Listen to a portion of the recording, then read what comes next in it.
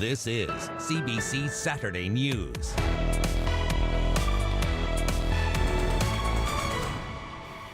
Good evening, I'm Chris Glover. From your teeth to your heart meds, the NDP laid out its plan to woo voters today ahead of the June provincial election.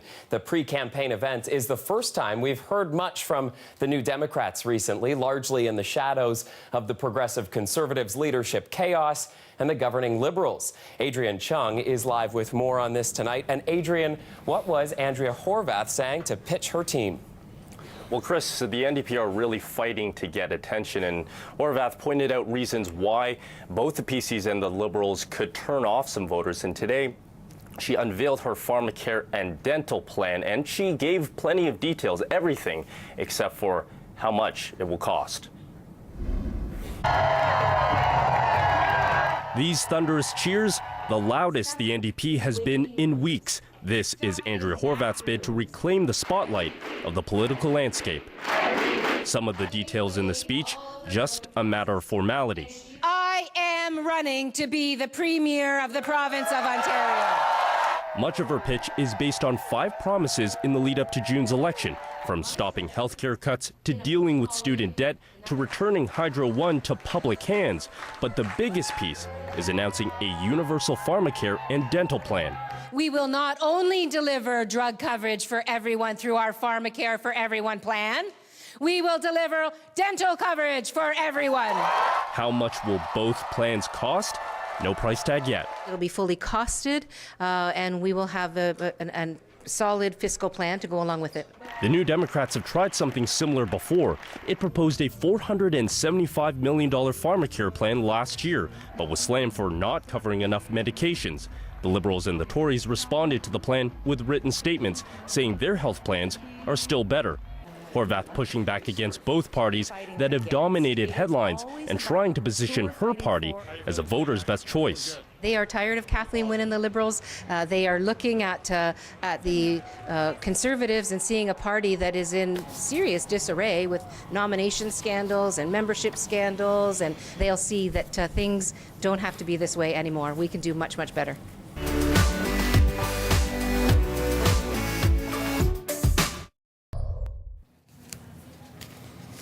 Ontario NDP leader Andrea Horwath unveiling some of her party's platform at a campaign event today, promising universal pharmacare and dental benefits for all Ontarians. Horwath says her party would reverse a Liberal decision and deprivatize Hydro One.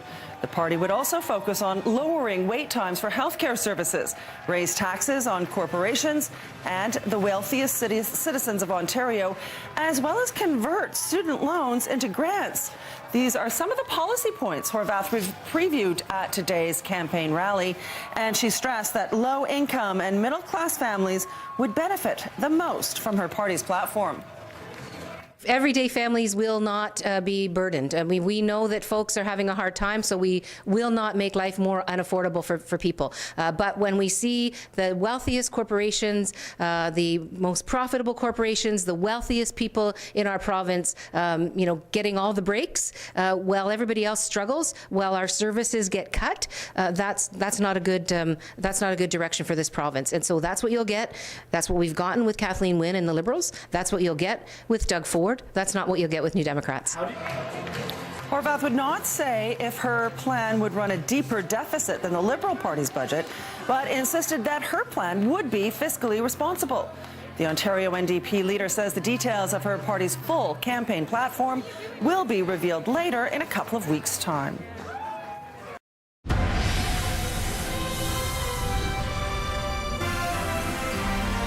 Race for Queen's Park is in high gear tonight. One of the top 3 players released a major portion of her party's campaign as we start to approach Election Day.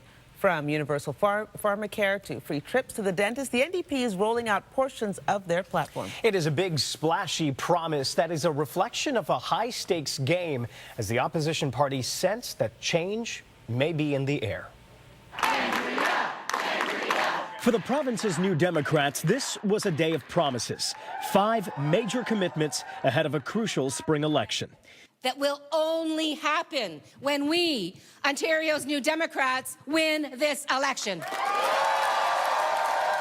If elected, the NDP is promising big spending, including universal pharmacare and dental care for all. University and college graduates would have their student debt forgiven. And the party says it could buy back public shares of Hydro One, reducing hydro bills. Some of it, they say, would be paid for by higher corporate tax rates and increased taxes for the wealthy. But as of right now, details of how much it would cost isn't being released. You'll see our fully costed platform with our fiscal plan when we put the entire thing forward, which will be in a couple weeks' time. So you can do the math then. You're watching Global Toronto. This is Global News at 6.